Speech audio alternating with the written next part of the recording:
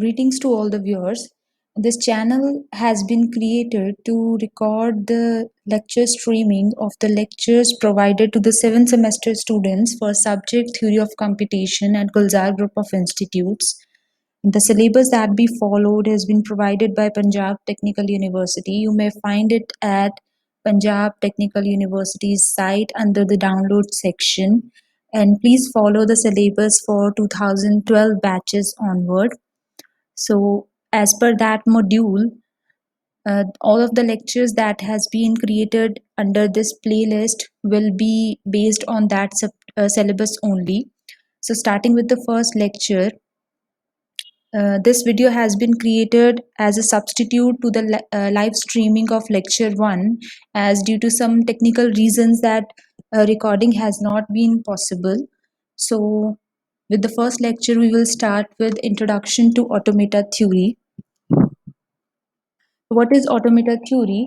Whenever we want to talk about the abstract computational devices, so we are not concerned with what it has been done inside those modules of those devices, how the programming of that particular device has been done, how each and every link has been connected to other submodule.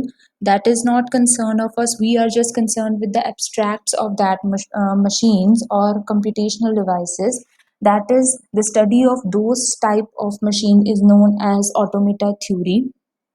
And when we talk about abstract devices, they are simply the models, any simplified or abstract models of real computations. The computations can be of the type as we see on our laptops, in our cell phones, or in the nature as well. So why do we need abstract models? We need to have abstract models to verify the machines, that whether it works properly or not.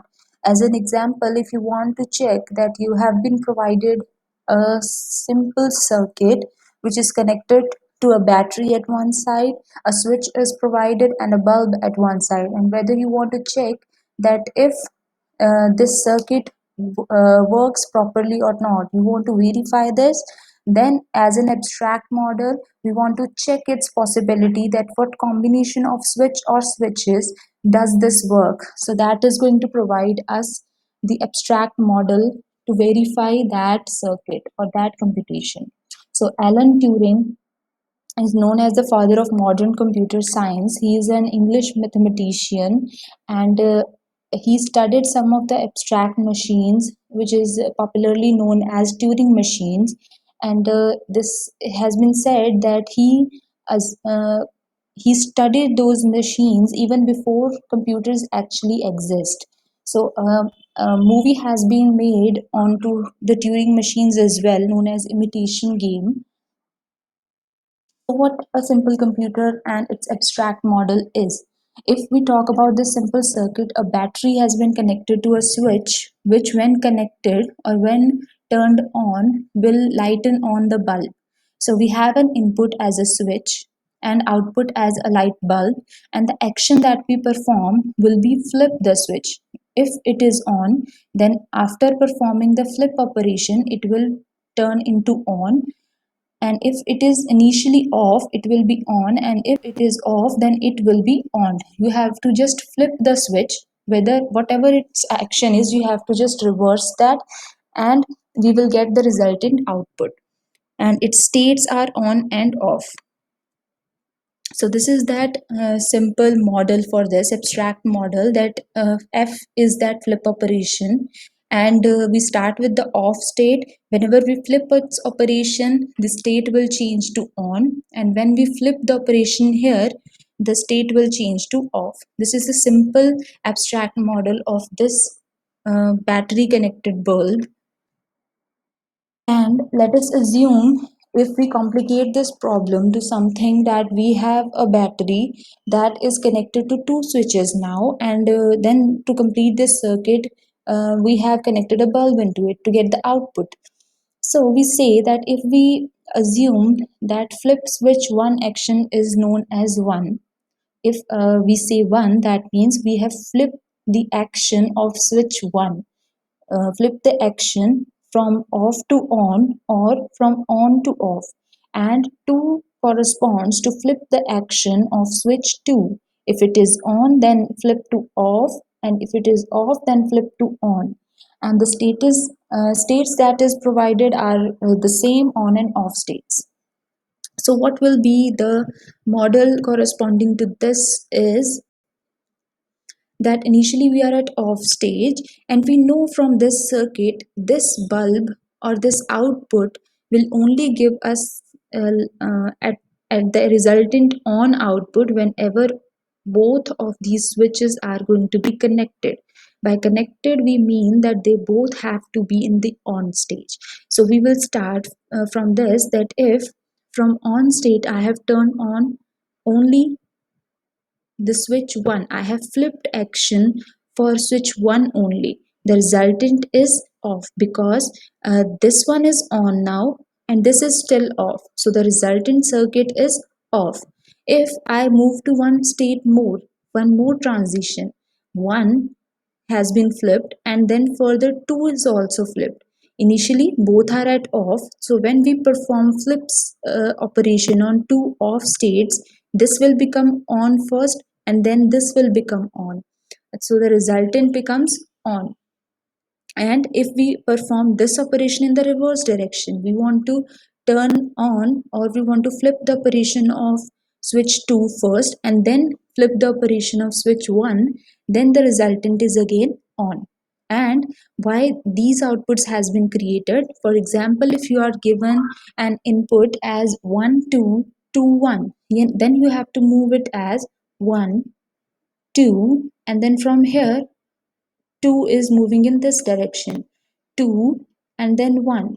So 1 2 2 1 is giving me off.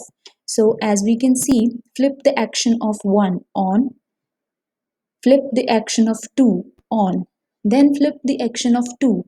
From on this has been flipped to off, and then flip the action of 1. 1 has been turned on by us and then we again turn it off.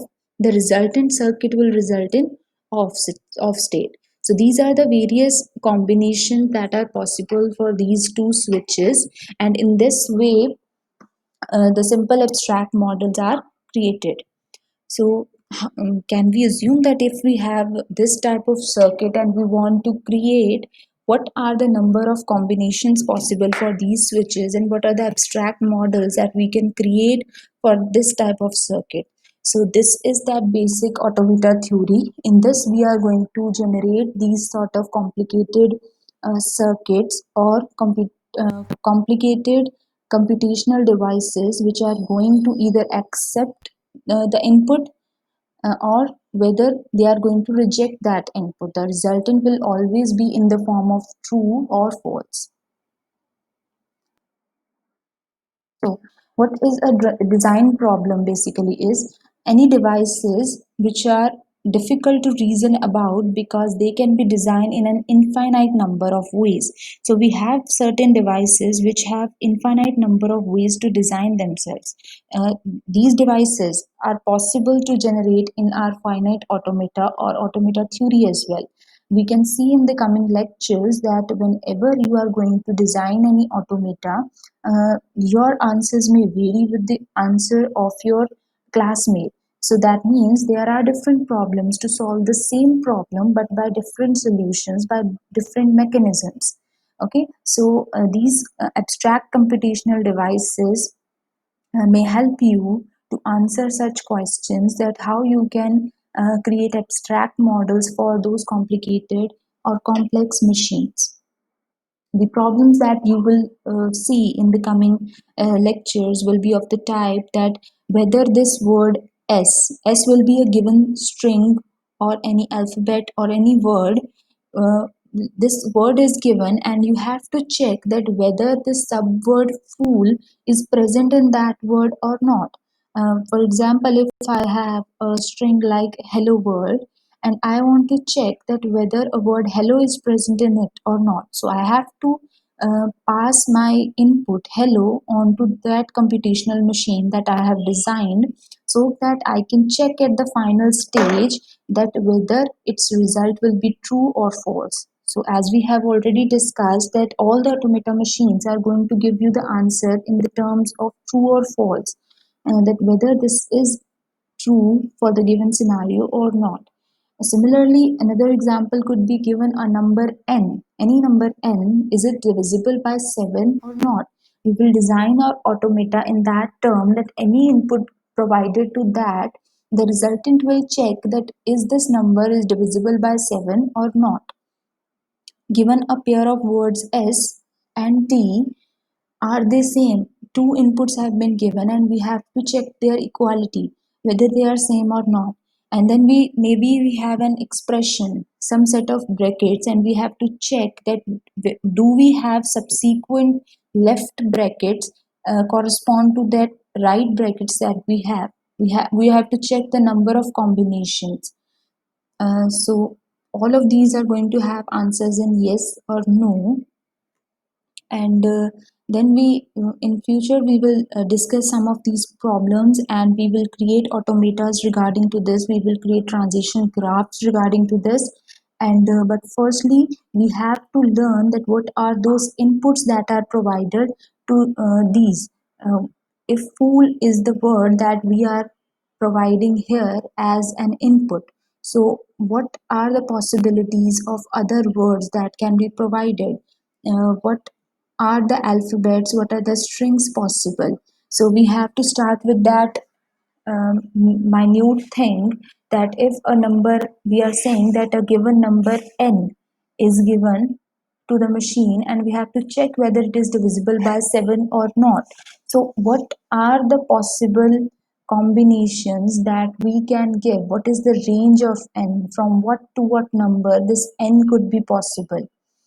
So these things we have to discuss firstly. So in the coming lecture, in the lecture 2, we will discuss with the building blocks, with the basic building blocks of these words. These words are actually created from certain numbers called alphabets. From alphabets, we will create strings or words, and then from those strings, we will create a certain language. And then language will be given to the machine to check its applicability or not. Okay, so from the coming lecture, we will start with alphabets and strings. Thank you.